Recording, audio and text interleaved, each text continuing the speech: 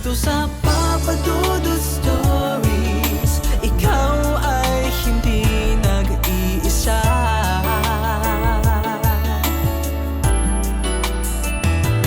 Dito sa Papa Dudut Stories, may nagmamahal sa'yo.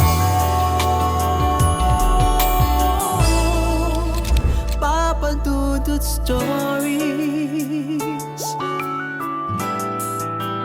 Papa Dudut Stories. Dear Papa Dudut, sa lahat po ng mga nakatutok ngayon, huwag kalimutan na mag-like, mag-share at mag-subscribe.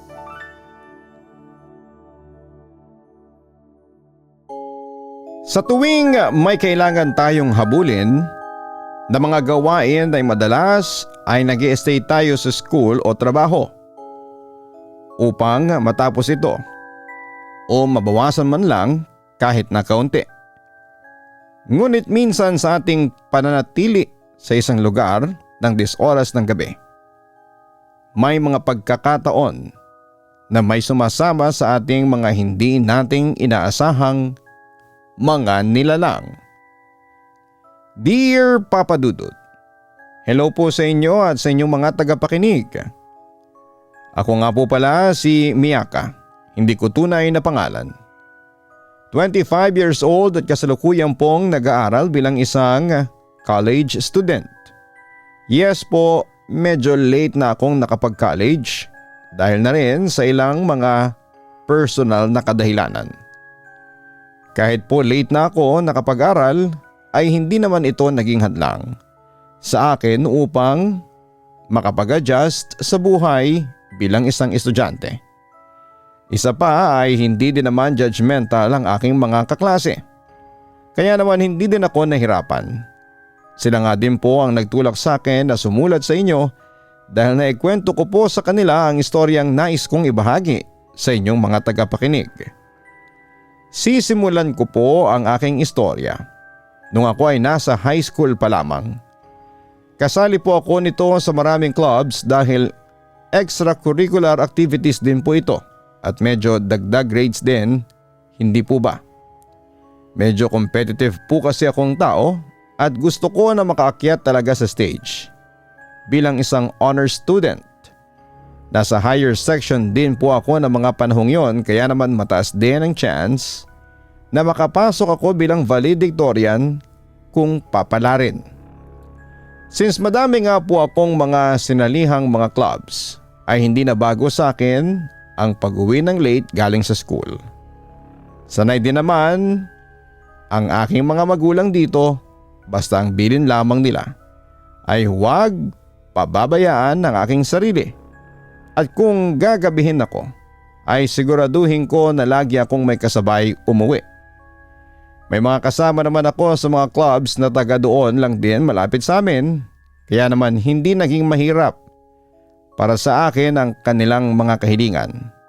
Isa pa ay hindi din naman kami pinapayagang magstay ng super late sa school, depende na lamang kung may mga activities na nagre-require na manatili kami doon ng medyo gabi-gabi.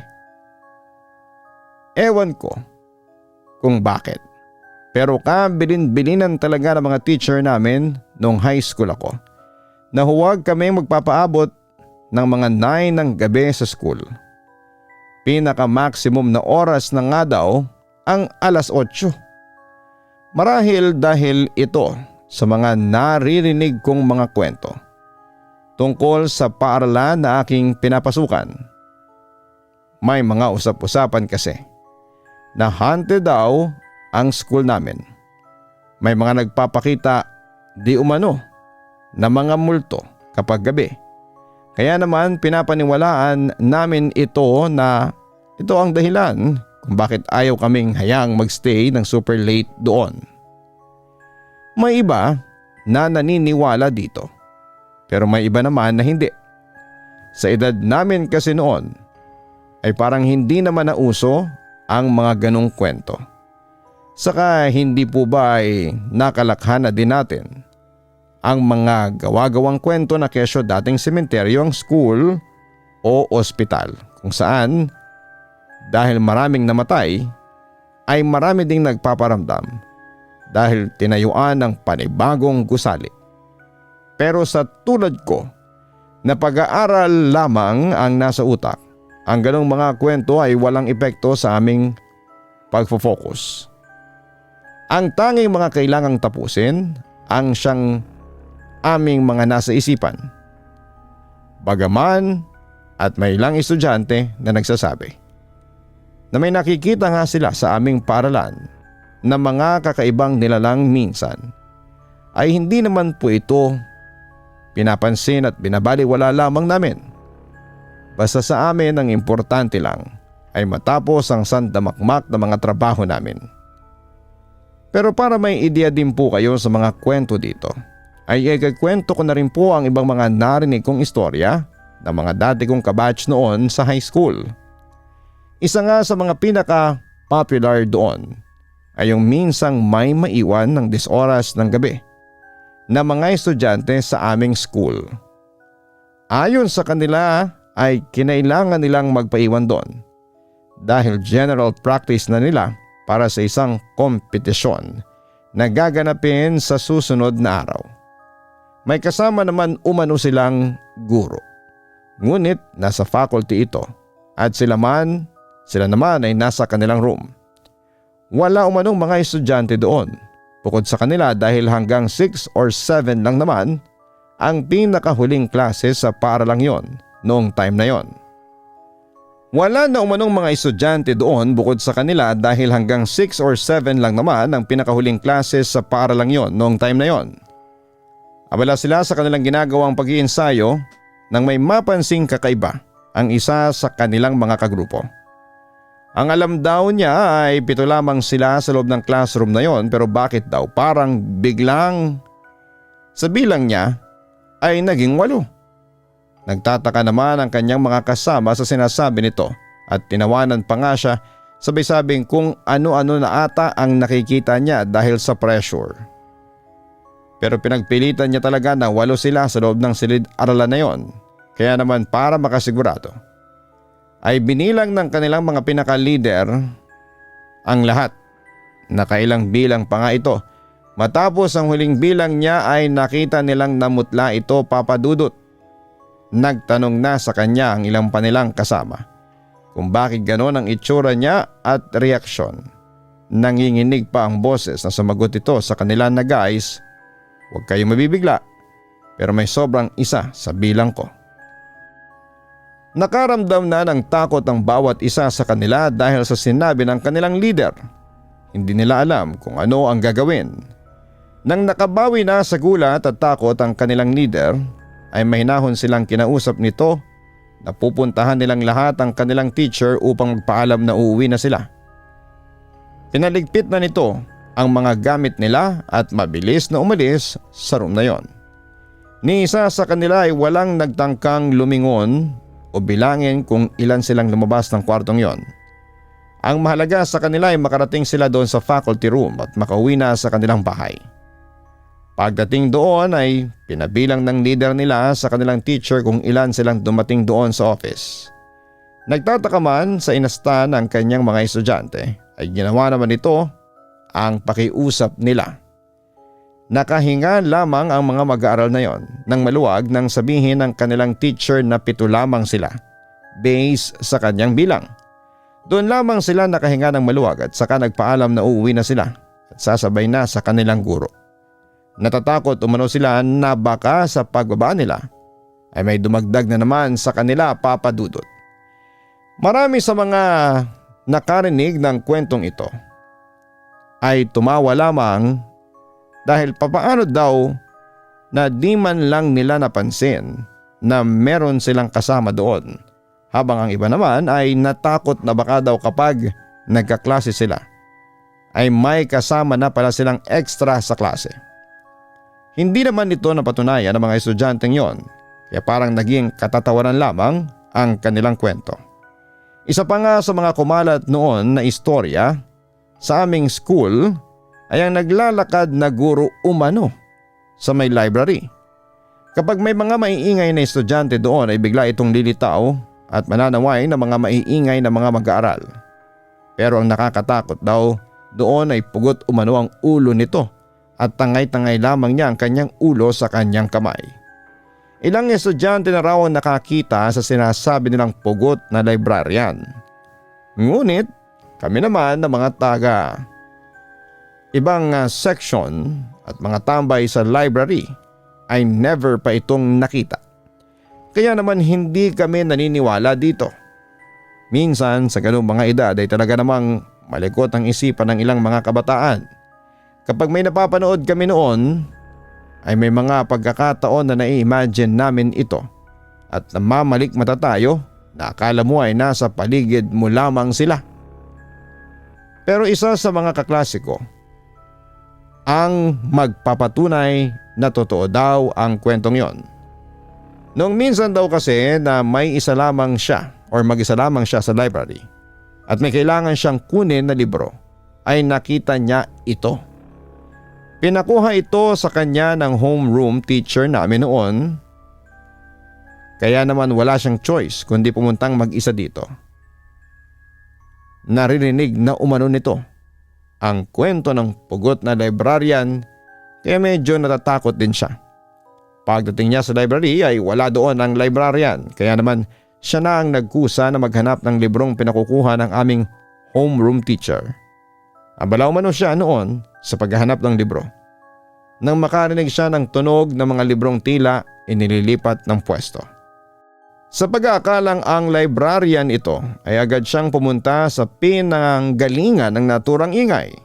Pero nagulat umano siya dahil sa may dulo ng aisle ay nakatayo ang isang babaeng walang ulo. Kahit lalaki siya ay napatili siya talaga sa kanyang nakita. Nang marinig naman yon, ng pugot na librarian ay lumingon ito sa kanya. Nakita niya sa kanang kamay nito ay may hawak itong isang bagay. Mas lalo siyang natakot nang makita na ang hawak nito ay isang ulo. Matiim itong tumingin sa kanya bago nagsalita ng pasigaw. Nang ingay mo! Hindi na niya hinintay na lumapit pa sa kanya ang pugot na librarian at mabilis na siyang lumabas ng library. Nakasalubong pa nga umano niya noon ang librarian namin pero hindi na niya ito nabati pa sa sobrang pagkatakot. Ito na nga yung time na bumalik siya sa aming room na hingal at namumutla. Nang tanungin siya ng aming guro ay hindi agad siya nakapagkwento. Yumuko lamang siya sa kanyang desk habang umiiyak sa sobrang takot. Saka na lamang niya na ikwento ang kanyang karanasan nang minsan ay mapag-usapang muli ang library. Kaming mga kaklase niya ay hindi alam kung maniniwala ba sa kanya dahil kilala din siya sa pagiging mapantrip na estudyante. Pero hindi mawala sa aming isipan ang itsura niya ng araw na pumunta nga siya sa library. Kung gawa-gawa lamang niya ang kwentong yon, ay bakit ganoon ang kanyang reaksyon? Kaya naman kahit papaano ay binigyan namin siya ng benefit of the doubt. After nga mangyari sa kanya ito ay hindi na pinayagan ng mga homeroom teachers na mag-isang pumunta sa library ang mga estudyante kapag may pinapakuha sila. Hanggat maaari ay 2 o 3 estudyante ang pinapupunta nila doon. Wala naman na kaming ibang narinig na kwento bukod doon. O kung meron mang sigurong nakaranas noon ay hindi na lamang nila ikinakwento. Nung una ay hindi ko ito personal na na-experience kaya naman hindi ko din masyadong iniinda ang ganong mga kwento. Akala ko nga noon ay hanggang sa makatapos ako ay hindi ko na makakaharap ang ganong mga bagay ngunit minsan talaga ay mali ang ating mga akala. Isang araw kasi na kailangan ko mag-review para sa gaganaping exam namin ay doon ko ito naranasan. Pwede naman akong mag-review sana sa bahay pero hindi kasi talaga ako nakaka-focus ng maayos dahil maingay ang kambal kong kapatid. Kaya naman mas pinili kong dito sa library na lamang mag-review. Pinili ko ang pinakadulong bahagi para walang masyadong dumadaan at hindi ako maistorbo. Marami naman pati kami noon kaya naman hindi ko alintana ang tahimik at medyo creepy na vibes dito. Medyo nawili nga ako sa pag-review kaya naman hindi ko na napansin na mag-isa na lamang ako doon sa library. Napukaw lamang ang aking atensyon nang maramdaman ko na tila may padaan-daan sa aking likuran. Nakakairita lamang kasi ito dahil parang masyadong papansin sa akin. Imposible naman kasi na kakadaan lamang niya doon ay tapos na niyang basahin ang kinuha niyang libro upang kumuha na naman ng panibagong babasahin. Pinilit ko na huwag pansinin ang sino mang naroroon pero mahirap lalo na at kung medyo pressured ka na. Nang hindi na ako makatiis, Papa Dudut, sa ginagawa nitong pagpabalik-balik ay nagready na akong kumprontahin siya. Pero paglingon ko, sa likuran ay wala namang tao doon. Ang bumungad lamang sa akin ay ang hilera ng mga libro na naroroon. Lalo lamang tuloy na dagdagan ng aking inis dahil sa harapang ginagawang pantitrip sa akin ng sinumang tao na kasama ko doon. Tinatakot marahil ako nito dahil nga doon sa usap-usapan na pugot na librarian. Dito ko na nga lamang din napansin na mag-isa na lamang ako doon sa library dahil malapit na din ang closing time nito. Kesa aksayahin ang oras ko na hanapin ito ay bumalik na lamang muli ako sa aking pag-review. Halos patapos na ako sa pag-review nang maramdaman ko na tumaas ang balahibo ko sa aking batok. May nakatingin sa akin at mukhang hindi maganda ang pakay nito. Kaya ganoon na lamang nagsusumigaw ang aking instinct na umalis na sa lugar na yon. Tumayo na ako nito upang ibalik ang aking hawak na libro sa tamang pwesto nito. Medyo nasa unahang bahagi ng mga aisle sa library ko pa ito nakuha kaya naman naglakad pa ako patungo doon.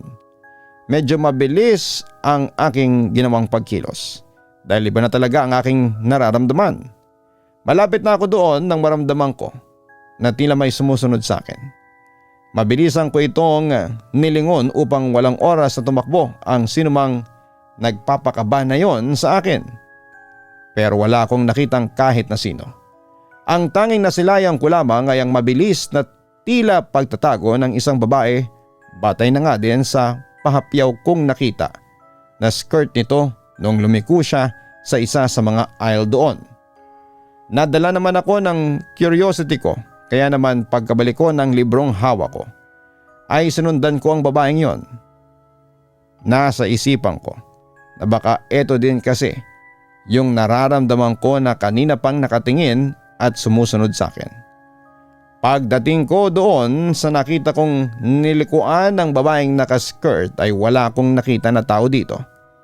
Binaybay ko ang bawat aisle upang tignan kung nandun siya. Pero natapos ko nang i-check ang lahat ay wala akong nakita na kahit na sino doon. Imposibleng nakalabas na ito nang hindi ko man lang namamalayan dahil habang nagbabalik ako ng mga libro ay tinitingnan ko kung may lalabas ba sa library na tugma sa nakita kong babae kanina. Wala talagang lumabas dito. Kaya saan ito napunta? Nabalot na ng takot ang pagkatao ko ng mga panahong yon kaya naman tumalikod na ako sa mga aisle na yon at nagtangkang lumabas na ng library upang makauwi na. Pero paglingon ko ay bumungad sa akin ang isang babaeng walang ulo na nakaupo sa may lamesa na nasa tapat lamang ng kinakalagyan kong lugar. Ang ulo niya, ayun nakalagay sa may lamesa at nakangiti pa sa akin. Yung sa liig ng pugot na library na yon ay medyo may dugo-dugo pa. Yung napapanood natin na ang linis ng liig ng mga pugot ay fake news pala siya. Kasi sa harapan ko ay parang fresh na fresh ang pagkakatanggal ng kanyang ulo sa liig niya, Papa Dudut. Nanigas talaga ang katawan ko matapos kong makita ang eksenang yon. Pinipilit kong ihakbang kahit paunti-unti ang aking paa. Pero wala talaga. Ayaw kumilos na mga binti ko at paa ko. Kaya naman nanatiling magka-eye to eye kami ng pugot niyang ulo. Nang medyo mabawi ko ang aking lakas ay muli kong pinilit na igalaw ang mga paa ko patungo sa pintuan ng library. Thankfully ay naigalaw ko naman ito ng maayos. Pero kasabay nga ng paggalaw ko ay ang pagsunod ng tingin sa akin ng kanyang ulo. Nang sigurado na ako na makakakilos na ako ng maayos ay doon na ako kumaripas ng takbo. Papunta sa pintuan ng library. Hindi na din talaga ako lumingon pa dahil nga sa takot na baka nakasunod to sa akin. Hindi ko na nga namalayan ang binaybay kong daan. Basta takbo lamang ako ng takbo hanggang sa makalabas ako ng school. Pagkalabas ko ng school premises ay doon pa lamang ako tumigil sa pagtakbo. Hingal na hingal talaga ako ng mga oras na yon. Yung ibang mga estudyante na nakasalubong ko yata ay kakaiba ang tingin sa akin na parabang nababaliw ako. Ngayon ko napatunayan at medyo nagets yung pakiramdam ng aking kaklase nang makita niya ang pugot na librarian na ito. Nakauwi na ako lahat-lahat ay tulala pa rin ako. Literal na ang naranasan kong yon ay sobrang nakakatakot. Lahat yata ng pinag-aralan kong mga lessons habang nasa library ay lumipad sa isang iglap lamang dahil sa takot na naramdaman ko. Kinabukasan ay kinuwento ko ang aking karanasan sa aking mga kaibigan at maging sila ay kinilabutan dito.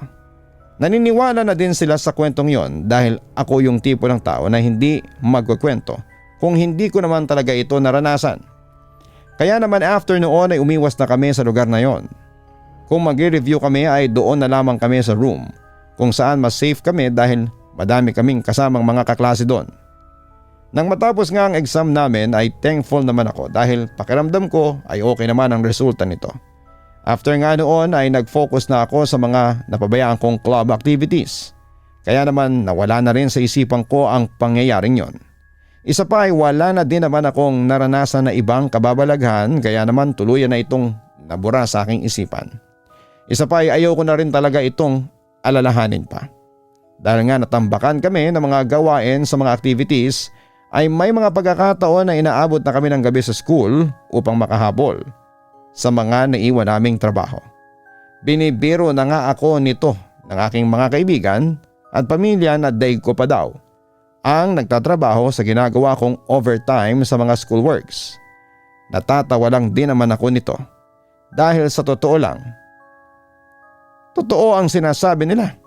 Active din kasi talaga akong masyado sa aming mga ginagawa kaya naman talagang busy ang bawat isang miyembro namin.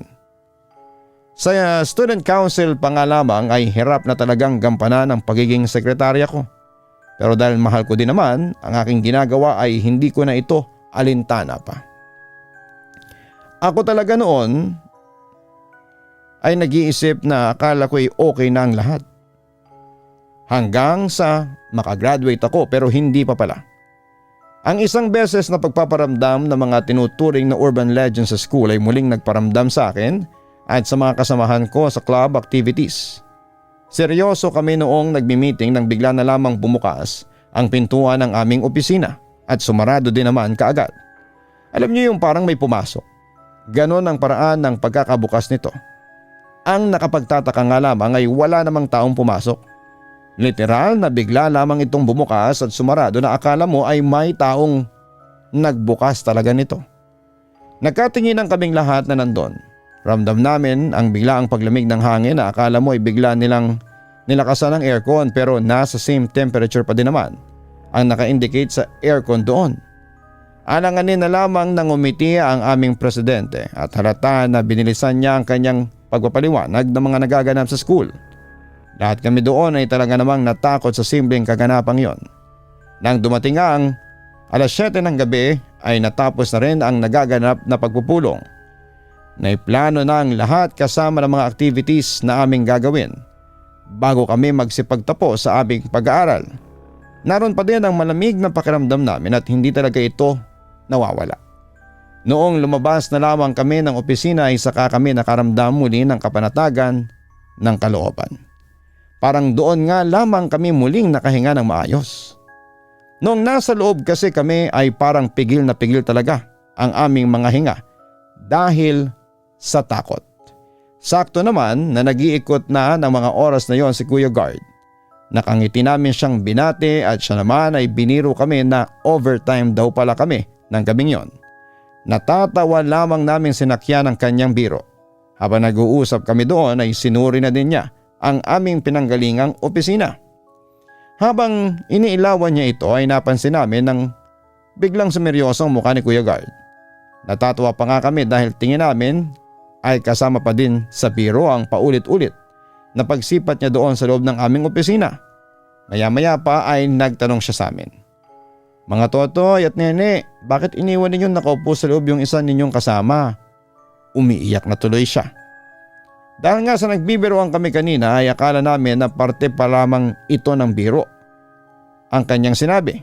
Kaya naman sumagot sa kanya ang aming student council president na, "Po, baka po mas gusto niya kasing mapag-isa kaya nagpaiwan siya sa office." Nagtatawanan pa kami after noon pero nang makita namin ang seryosong mukha ni Kuya Guard ay sinabi na din namin sa kanya na wala naman ang naiwan sa loob ng opisina at pabiro pa kaming nag-comment sa kanya na, "Nice prank, Kuya Guard." Pero nawala ang lahat ng mga ngiti namin sa labi ng sabihin ni Kuya Guard na hindi naman siya nagbibiro. May naiwan talagang isang estudyante sa loob ng opisina namin. Dito na kami alanganing nagsabi sa kanya. Natigilan na ang pagbibiro niya dahil hindi na kami natutuwa dito. Wala talaga kaming naiwang kasamahan dahil lahat ng mga miyembro namin ay nandun na. Muling sinipat ni Kuya Guard ang opisina namin. This time ay namutla na siya na para bang may nakitang hindi kaaya-aya. Niyaya na lamang niya kaming sumabay ng buwaba sa kanya. Nagkatingin na naman kaming lahat bago sumabay pababa kay Kuya Guard. Mukhang nagmamadali na rin kasi talaga siya. Kaya naman hindi na kami nagtanong pa at bumaba na.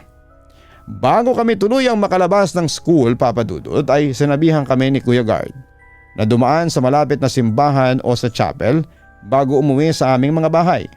Nagtataka man kami sa inasal niya ay sinunod pa din namin siya. In fairness naman po, matapos naming magsimba at magdasal ay talagang gumaan ang aming pakiramdam. Parang nawala ang lahat ng bigat na naramdaman namin matapos nga ang insidente sa opisina ng aming council. Kinabukasan, dahil medyo curious kami sa mga kilos ni Kuya Guard, ay nagtanong kami sa kanya kung ano ba ang nangyari kagabi at bakit gano'n na lamang ang kanyang mga sinabi. Dito na inamin sa amin ni Kuya Guard na nung sinuri nga niya kagabi ang aming opisina ay may nakita siya doong naiwanang estudyanteng babae. Nakayuko lamang at umiiyak. Akala nga daw niya ay binubuli lamang namin ito, pero nang makita niyang mukhang wala talaga kaming alam tungkol sa estudyanteng ito ay sinigurado niya na meron talagang tao doon. At hindi lamang guni-guni niya, pero pagtingin umano niya ay nasa may bintana na nakatayo ang estudyante at galit na nakatingin sa aming mga miyembro ng student council. Kaya nga daw niya niyaya na niya kaming biglang bumaba dahil ang mga mata nito ay parang nagliliyab sa galit. Ito din umano ang dahilan kung bakit nga binilinan niya kaming dumaan sa simbahan o sa chapel. Minsan daw kasi ang ganong mga galit ng kaluluwa ay madalas na sumasama sa mga ginagambala nitong mga individual. Nang marinig namin ang sinabi ni Kuya Guard ay parang hindi talaga kami makapaniwala. Bumalik din sa aming alaala ang naganap na pagbukas-sara ng pintuan doon. Naisip tuloy namin na baka simula nang bumukas ang pintuan ng aming opisina ay naroon na rin talaga siya. Ang nilalang na nakita ni Kuya Guard. Ikinuwento namin ito sa aming guro na siyang gumagabay sa aming mga ginagawa sa student council. Mukhang hindi na rin naman bago sa kanila ang ganong mga pangyayari dahil ilang beses na raw na naganap ang ganong mga insidente. Hindi lamang sa amin kundi maging sa iba pang mga clubs at mga estudyante. Minsan daw talaga ay may mga nakikisaling isang misteryosong estudyante sa klase at minsan naman ay sa mga aktibidades ng mga clubs doon sa school namin. Hindi na daw bago sa kanila ang ganitong mga sumbong dahil simula nga daw nang may nasawing estudyante doon dahil sa bullying ay nagkaroon ng mga ganong insidente. Nang tinanong namin siya kung bakit hindi nila ipabless ang school upang mawala ang tila kakaibang nilalang, na nagpaparamdam dito ay natatawa lamang na sinabi ng aming guro na ayaw ng school namin na masira ang kanilang pangalan kaya naman mas pinili nito na itago ang ganong mga insidente. Hindi naman daw nananakit ang mga nilalang na naroon Kaya hindi na daw kailangan na malaman pa ng ibang mga individual ang ganong mga kwento sa aming eskwelahan. Matagal na daw talaga nilang sinasuggest yun, pero dahil nga sa ganong rason ng may-ari ay hindi ito natutuloy. Pinayuhan na lamang niya kami na kapag nagpakitang muli ang mga ito ay huwag na naming bigyan ng pansin. Kapag gano'n naman daw ay kusang umaalis ang mga ito at tumitigil sa kanilang pangangambala. Kaya naman hanggang sa nakatapos na nga po kami sa aming pag-aaral at tuluyang nakagraduate ay gano'n ang aming ginawa. Ngunit ang mga insidente doon ay sariwa pa din sa aking isipan hanggang ngayon. Ang huling balita ko po ay may mga nagpaparamdam pa din sa dati kong school noong high school. Pero tulad nga ng karanasan namin ay wala namang nasasaktan o napapahama, kaya naman hanggang ngayon tingin ko ay patuloy pa ding nagkakaroon ng mga pagpaparamdam ng mga kaluluwang yon sa mga mag-aaral. Dito ko na po tatapusin ang aking liham. Maraming salamat po sa inyong oras na mabasa ang aking kwento. Lubos na gumagalang, Miyaka. Hindi na bago sa atin ang mga kababalaghang muabalot sa bawat paaralan. Minsan ito ay mga simpleng pagpaparamdam lamang, ngunit may mga pagkakataon na ito ay nauuwi sa mga kaganapang hindi natin makakalimutan.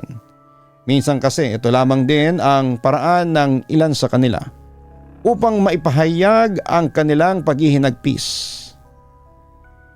Kahit pa nga madalas ay nagiging sanhi ito ng takot sa puso ng mga taong kanilang pinagpapakitaan. Huwag pong kalimutan na mag-like, mag-share at mag-subscribe. Maraming salamat po.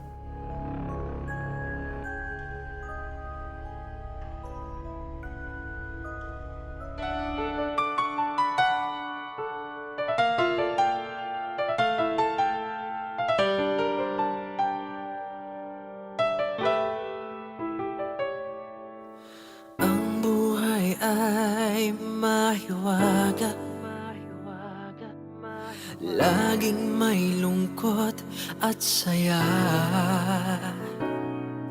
Sa Papa Dudut Stories, laging may karamay ka.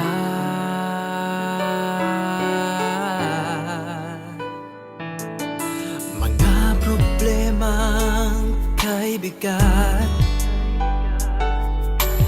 dito ay pakikinggan ka. Sa Papa Dudut Stories, kami ay iyong kasama. Dito sa Papa Dudut Stories, ikaw ay hindi nag-iisa.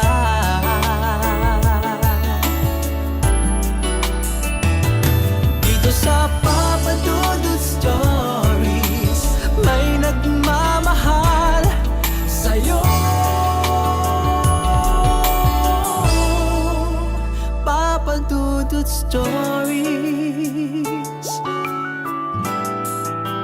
Papa Dudut Stories,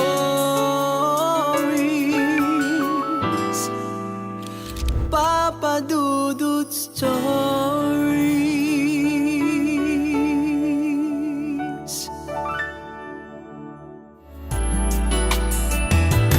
Dito sa Papa Dudut Stories, may nagmamahal sa'yo. Papa Dudut Stories, Papa Dudut Stories. Hello mga ka-online, si Papa Dudut po ito. Nag-enjoy ka ba sa ating kwento ngayong araw? Huwag kalimutan na i-share, mag-like at mag-subscribe. Maraming salamat po